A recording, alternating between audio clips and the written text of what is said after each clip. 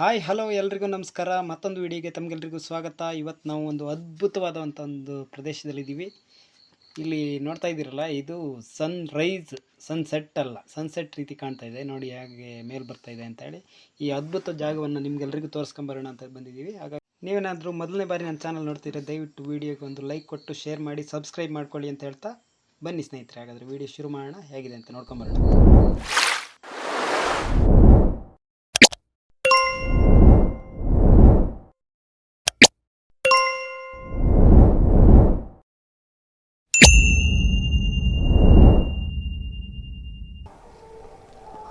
ಇದು ನೋಡಿ, ಬೆಂಬರ್ಲೆ ಹಣ್ಣು ನೀನು ತೋರಿಸೋದಿಲ್ಲ.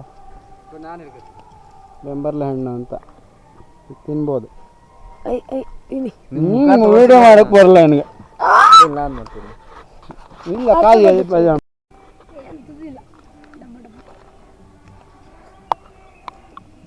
ಎಂತ ಹೇಳ್ತಾರೆ ಇದಕ್ಕೆ ಇಂಗ್ಲೀಷಲ್ಲಿ?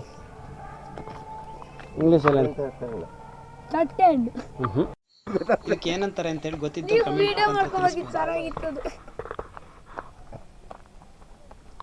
ನಾನು ತಮ್ಮಣಿ, ಸುರೇಂದ್ರಣ್ಣ, ದೀಪು 4 ಜನ ಗುಡ್ಡದ ಕಡೆ ಹೊರಟಿದ್ದೀವಿ.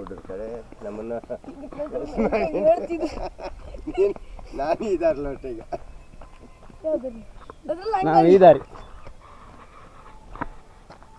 ಇಲ್ಲಿ ನೋಡು ಮರ ಅಂತ ಹಂಗದ.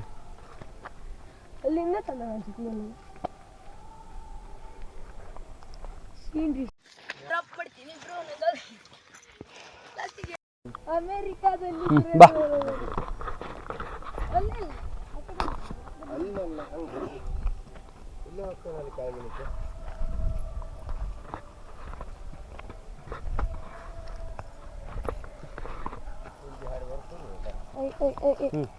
ನಾನಿಂತ ನನ್ಗೆ ಹಿಡಿದ್ರು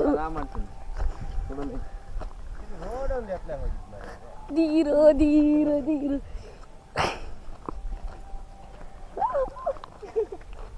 ಚಿಕ್ಕ ಬಾಮಾರ್ ಬೇಗ ಹೋಗಬೇಕ ಅಲ್ರಿ ಅಂದ್ರೆ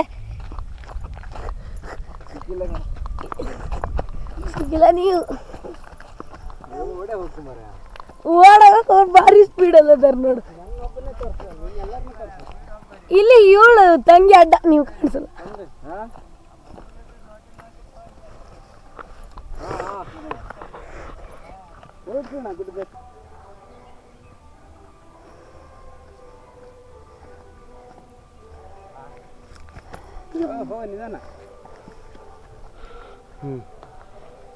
ಅವರವ್ರು ಬರ್ಲಿ ಬಿಡ್ರಿ.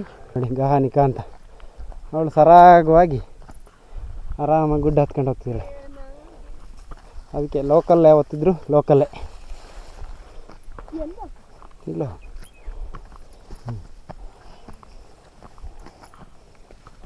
ಇನ್ನೂ ನೋಡಿ, ಇದು ಶುಂಠಿ ಕುಂಬ್ರಿ ಅಂತ, ಮೂಡಿಗೆರೆ ತಾಲೂಕಲ್ಲ, ಈ ಕಳಸ ತಾಲೂಕಾಗಿದೆ. ಕಳಸ ತಾಲೂಕಿನ ಮಾವಿನಕೆರೆ ಗ್ರಾಮ. ಮಾವಿನಕೆರೆ, ಹಾಂ.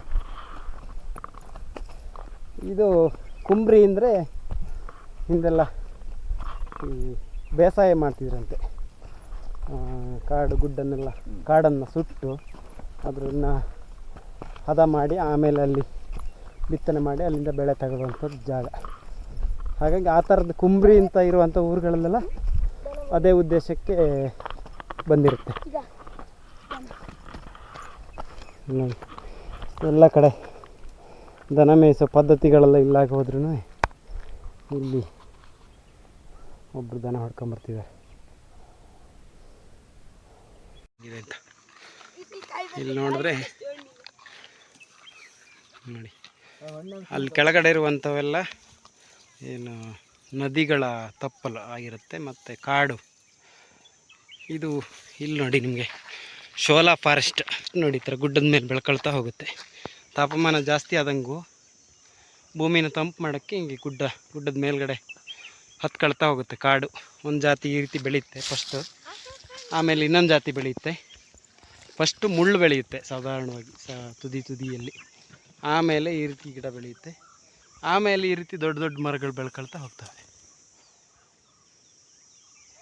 ಹಿಂದೆಲ್ಲ ಏನು ಮಾಡ್ತಿದ್ರು ಅಂದರೆ ಗುಡ್ಡನ ಸಂಪೂರ್ಣವಾಗಿ ಹುಲ್ಲುಗಾವಲನ್ನು ಸುಟ್ಟು ಆಮೇಲೆ ಅದು ಈ ರೀತಿ ನೋಡಿ ಚಿಕ್ಕ ಚಿಕ್ಕದಾಗಿ ಹುಲ್ಲು ಬೆಳ್ಕೊಳ್ತಾ ಹೋಗುತ್ತೆ. ಆದರೆ ಈಗೇನಾಗಿದೆ ಅಂತ ಹೇಳಿದ್ರೆ ಪರಿಸರ ಸಂರಕ್ಷಣೆ ಆ ರೀತಿ ಆ ಯೋಚನೆಯಿಂದ ಇಲ್ಲಿ ಗುಡ್ಡಕ್ಕೆ ಬೆಂಕಿ ಹಾಕೋರ ಸಂಖ್ಯೆ ತುಂಬ ಕಡಿಮೆ ಆಗಿದೆ. ಹಾಗಂತ ಗುಡ್ಡಕ್ಕೆ ಬೆಂಕಿ ಹಾಕಿ ಅಂತ ಹೇಳ್ತಾ ಇರೋದಲ್ಲ, ಗುಡ್ಡಕ್ಕೆ ಬೆಂಕಿ ಹಾಕಿ ಅದನ್ನು ಓಪನ್ನಾಗಿ ಇಟ್ಕೊಂಡಾಗ ಈ ರೀತಿ ಇರುತ್ತೆ ಅಂತ ಹೇಳ್ತಾ ಇರೋದು ಅಷ್ಟೇ. ಅತಿ ಹೆಚ್ಚಾಗಿ ಈಚಲು ಇದೆ, ಈಚಲು ಗಡ್ಡೆ. ಇದನ್ನು ಗಡ್ಡೆನ ನೋಡಿ, ಈಚಲು ಇದನ್ನು ಪೊರಕೆ ಮಾಡೋಕ್ಕೂ ಯೂಸ್ ಮಾಡ್ತಾರೆ, ಇದ್ರದ್ದು ಗರಿನೆಲ್ಲ. ಆಮೇಲೆ ಇದ್ರದ್ದು ಗಡ್ಡೆ ಇದೆಯಲ್ಲ ಅದನ್ನು ಕಟ್ ಮಾಡಿ ಸಾಂಬಾರು ಮಾಡೋಕ್ಕೆ ಯೂಸ್ ಮಾಡ್ತಾರೆ. ಪ್ರಾಣಿಗಳು ಕಿತ್ಕೊಂಡು ತಿಂತಾರೆ ನೋಡಿ. ಆಮೇಲೆ ಇದರ ಕಾಯಿ ಇದೇನೆಂದರೆ ನಿಮಗೆ ಡೇಟ್ಸ್ ಇದೆಯಲ್ಲ, ಖರ್ಜೂರ ಜಾತಿಗೆ ಸೇರಿದಂಥ ಒಂದು ಗಿಡ. ಇದು ಸೇಮ್ ನಿಮ್ಗೆ ಬೀಜ, ಇದರ ಒಳಗಡೆ ಇರುವಂಥ ಬೀಜ ಖರ್ಜೂರದ ರೀತಿಯೇ ಇರುತ್ತೆ. ಜೊತೆಗೆ ಏನಂದರೆ ಸ್ವೀಟ್ ಕೂಡ ಅದೇ ರೀತಿ ಖರ್ಜೂರದ ಥರನೇ ಇರುತ್ತೆ. ಇಲ್ಲಿ ಈಚಲು ಹಣ್ಣು ನೋಡಿ ಈ ರೀತಿ ಇರುತ್ತೆ, ಹಣ್ಣಾದರೆ ಈ ರೀತಿ ಕಪ್ಪು ಬಣ್ಣಕ್ಕೆ ಬಂದಿರುತ್ತೆ. ನ್ಯಾಚುರಲ್ ಡೇಟ್ಸ್ ಇನ್ನು ಮಲ್ನಾಡ್ ಡೇಟ್ಸ್. ಬೀಜ ನೋಡಿ ಸೇಮ್ ಖರ್ಜೂರದ ಬೀಜದ ಜೊತೆನೇ ಇರುತ್ತೆ.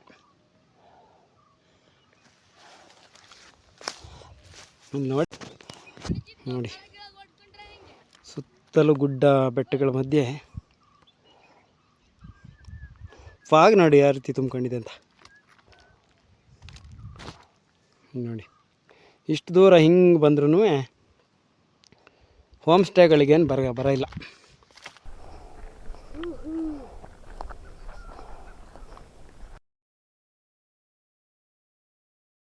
ಅದು ಅಲ್ಲಿ ಕಾಣ್ತಿದೆಯಲ್ಲ ನೋಡಿ, ಇದು ಕುದುರೆಮುಖ ಪೀಕ್ ಪಾಯಿಂಟ್. ಈ ಎಂಡಲ್ಲಿ ಕಾಣ್ತಿದೆ ನೋಡಿ, ಇದು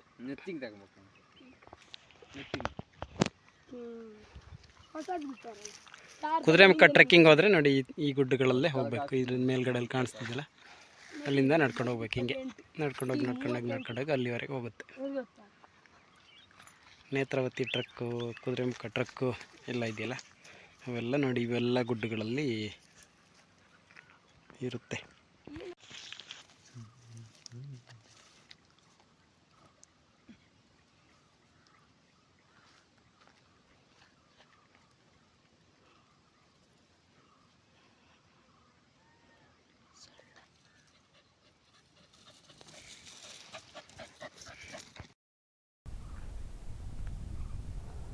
ಟಾಪಿಗೆ ಬಂದರೆ ನೋಡಿ ಹಿಂಗೆ ಈ ರೀತಿ ವ್ಯೂ ಇದೆ.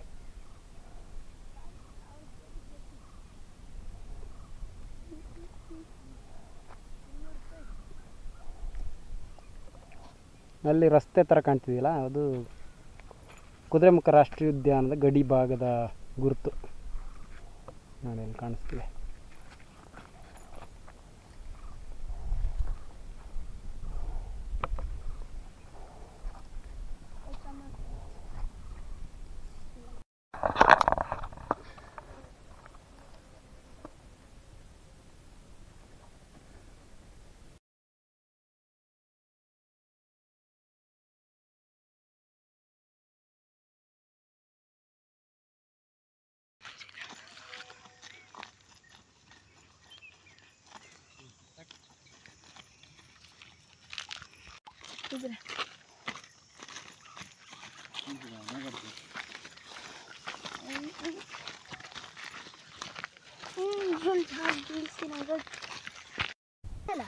ಕೆಳಗೆ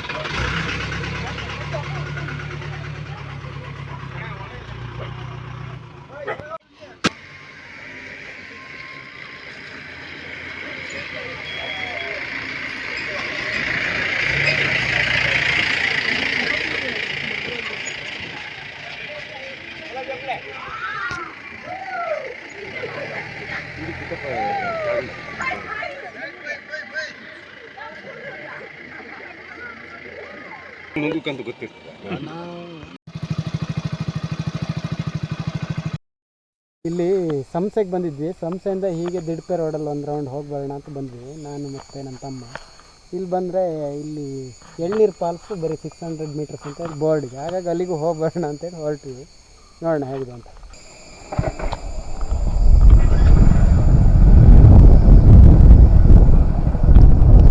ಅಲ್ಲಿ ಎಷ್ಟು ಬರ್ತಾರೆ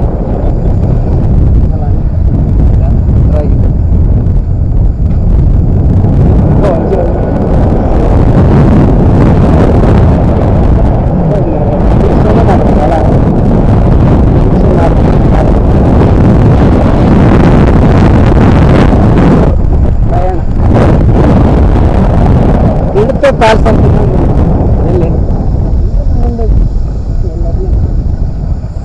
ಬೆಳಿಗ್ಗೆ ಮುಂಚೆ ಪ್ಲಾನ್ ಮಾಡಿದರೆ ಹಾಗೆಲ್ಲ ಮಾಡ್ಬೇಕು.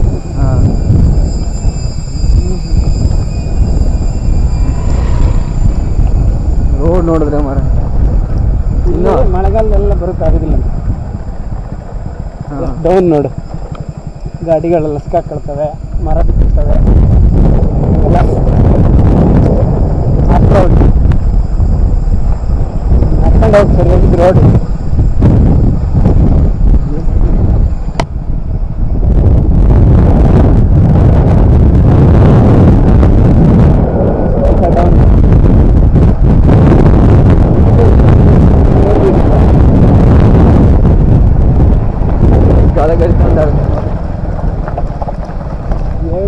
Falls 200 metre. ಇಲ್ಲೊಂದು ಸಣ್ಣ ಫಾಲ್ಸ್, ಆ ಕಡೆ ಮತ್ತೆ ಬರೋದು ಬಸ್. ಇವ್ರ ತೋಟದೊಳಗಡೆ ಹೋಗ್ಬೇಕು. ಈ ತೋಟದೊಳಗಡೆ ಹೋಗಿ ಅಲ್ಲಿಂದ ಮೇಲ್ಗಡೆ ಫಾಲ್ಸಿನ ಕಡೆ ಹೋಗ್ಬೇಕಿರುತ್ತೆ. ಒಳಗೆ ಹೋಗಿಲ್ಲ ಕಡಿಮೆ.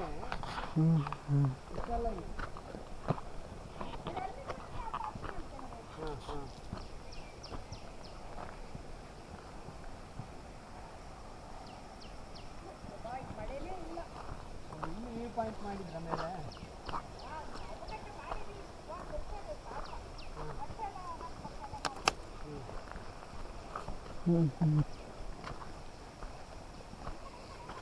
ಹಾಂ ಸರಿ.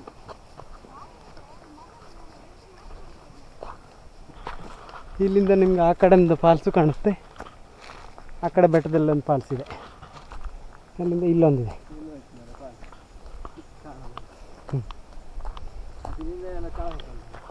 ಎಲ್ಲಿ? ಹಾಂ, ಇಲ್ಲೇ ಇಲ್ಲಿ ಫಾಲ್ಸ್ ಹರಿಯೋ ಸೌಂಡ್.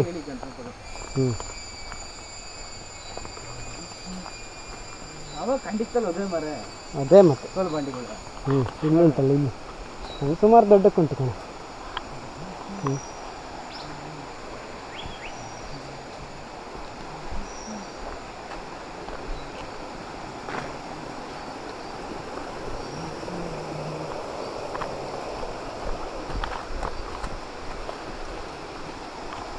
ದೊಡ್ಡ ಕಥೆ ಸೌರಿಗೆ ಬಯಲಾಗ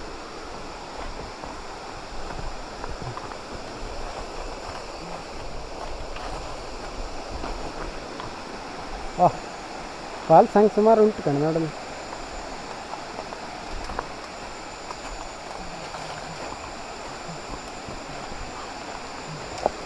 ಇಲ್ಲಿಂದ ಫಾಲ್ಸ್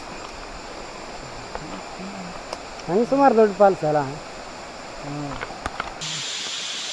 ನಾವು ಒಂದು ಕಣ್ಣಲ್ಲಿ ನೋಡಿದಷ್ಟು ಚಂದ ಬರಲ್ಲ ಮರಲ್ಲ. ಇಷ್ಟು ಕ್ಲೀನಾಗಿ ಇಲ್ಲ ಎಂಥ ಹೀಟ್ ಕಾಣ್ತದೆ ಮೊಬೈಲ್ನಲ್ಲಿ ಸಣ್ಣ ಕಾಣ್ತದೆ.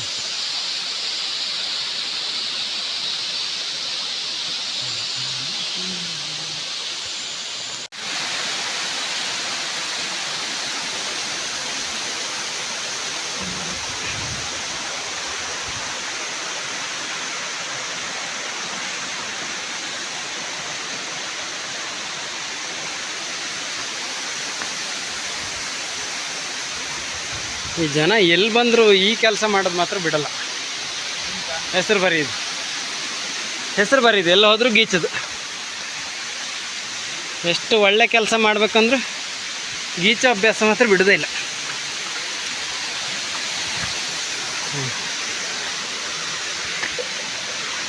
ಈ ಮಳೆ ಬಂದ್ರಲ್ಲ ಮರಕ್ಕಾಗಲ್ಲ ಹಿಂಗೆ, ಬೇಸಿಗೆ ಆಗಿದ್ರೆ ಬಿಸಿಲು ಬರ್ತಾ ಇರೋದ್ರಿಂದ ನೋಡಿ.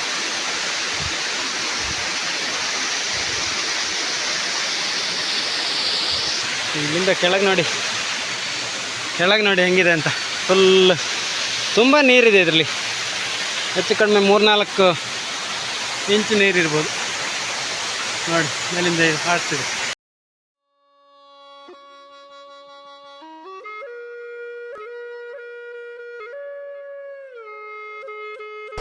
ನಾವು ಇಲ್ಲಿ ಲೋಕಲ್ಲು ಸಾಹಸ ಮಾಡಿ ಹಿಂಗೆ ಮೇಲೆ ಬರ್ತಿದ್ದೀವಿ ಅಂತ ಬೇರೆ ಯಾರು ಹಿಂಗೆ ಬರೋಕ್ಕೆ ಹೋಗ್ಬಿಡಿ.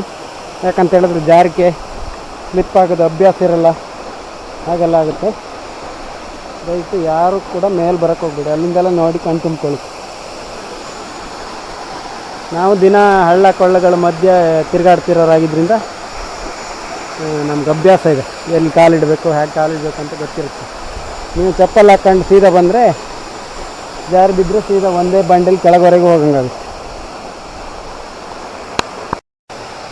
ನಾವು ಮಲೆನಾಡಿಗರಿಗೆ ನೋಡಿ ಎಷ್ಟಂದರೆ, ನಮ್ಗೆ ಇಲ್ಲಿ ಬಂದ್ರೂ ಬರೀ ನೀರಲ್ಲಿ ಕಾಡಲ್ಲೇ ಒದ್ದಾಡ್ತಿದ್ರು ಕೂಡ ನಮ್ಗೆ ಇಲ್ಲಿ ಫಾಲ್ಸಿಗೆ ಬಂದ ತಕ್ಷಣ ಇಲ್ಲೊಂದು ಫಾಲ್ಸ್ ಉಂಟು ನೋಡ್ಕೊಂಬರೋಣ ಅಂತ ಅನಿಸುತ್ತೆ. ಆದರೆ ಸಿಟಿಯವ್ರಿಗೆ ಹೆಂಗಾಗ್ಬೋದು, ಇನ್ನೂ ಎಷ್ಟು ಎಕ್ಸೈಟ್ಮೆಂಟ್ ಇರ್ಬೋದು. ನಮಗೆ ಹಿಂಗೆ ಅನ್ಸತ್ತಿಗೆ ಅವ್ರಿಗಿನ್ನು ಎಷ್ಟು ಎಕ್ಸೈಟ್ಮೆಂಟ್ ಇರ್ಬೋದು. ಹಾಗಾಗಿ ಆ ಎಕ್ಸೈಟ್ಮೆಂಟಲ್ಲಿ ಏನು ಮಾಡ್ತಾರೆ ಅಂತ ಹೇಳಿ ಸೀದಾ ಹತ್ತಿ ಮೇಲೆ ಬಂದು ಜಾರಿ ಕೈ ಕಾಲು ಮುರ್ಕೊಳ್ಳೋದು ಹಂಗೆಲ್ಲ ಸಮಸ್ಯೆಗಳಾಗ್ತವೆ. ಯಾರೂ ಆ ರೀತಿ ಮಾಡ್ಕೊಳಕ್ಕೆ ಹೋಗಬೇಡಿ. ಯಾಕಂತ ಹೇಳಿದ್ರೆ ಇಂಥ 100 ಫಾಲ್ಸ್ಗಳನ್ನು ನೋಡೋಕ್ಕೆ ಸಿಗ್ತವೆ ಮುಂದೆ. ಆ ಥರ ಅನಾಹುತ ಮಾಡಿಕೊಂಡ್ರೆ ತುಂಬ ಕಷ್ಟ ಆಗುತ್ತೆ ನೋಡಿ. ಇಲ್ಲಿಂದ ಯಾರ್ದೋ ಮನೆಗೆ ನೀರು ಹೋಗಿದೆ. ಇಲ್ಲೊಂದಷ್ಟು ಹೈಡ್ರೋ ಪವರ್ಸ್ಗಳಿದ್ದಾವೆ ಸುಮಾರು.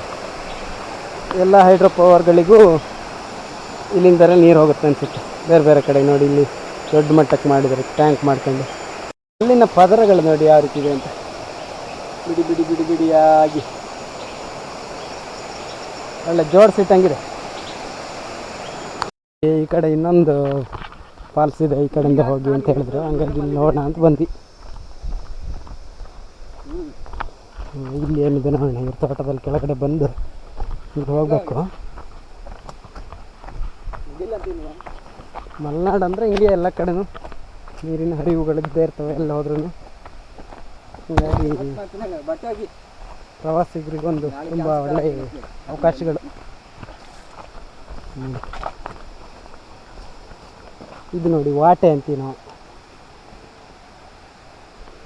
ಬಿದಿರಿನ ಥರದ್ದು, ಬಿದಿರಿನ ಜಾತಿದೆ. ಇನ್ನೊಂದು ಚಿಕ್ಕದಾಗುತ್ತೆ. ಇದರಲ್ಲಿ ಮೊರ ಹಣಿಯೋದು, ಬುಟ್ಟಿ ಹಣಿಯೋದೆಲ್ಲ ಮಾಡ್ತಾರೆ.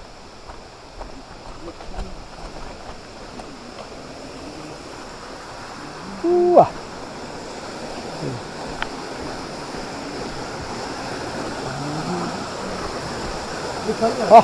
ಇಲ್ಲಿ ನೋಡು, ಅದೌದು ಇಲ್ಲಿ ನೋಡು. ಹಾಂ, ಹಾ ಹಾ ಹಾ.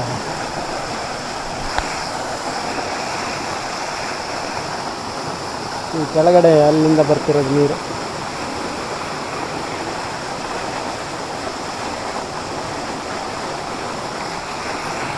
ಇದೊಂದು ಕೃತಕವಾದ ಫಾಲ್ಸ್. ಯಾಕಂತ ಹೇಳಿದ್ರೆ ಪೈಪ್ ಮುಖಾಂತರ ಅಲ್ಲಿ ಎಂಡಿಗೆ ಬಂದು ನೀರು ಬರ್ತದೆ.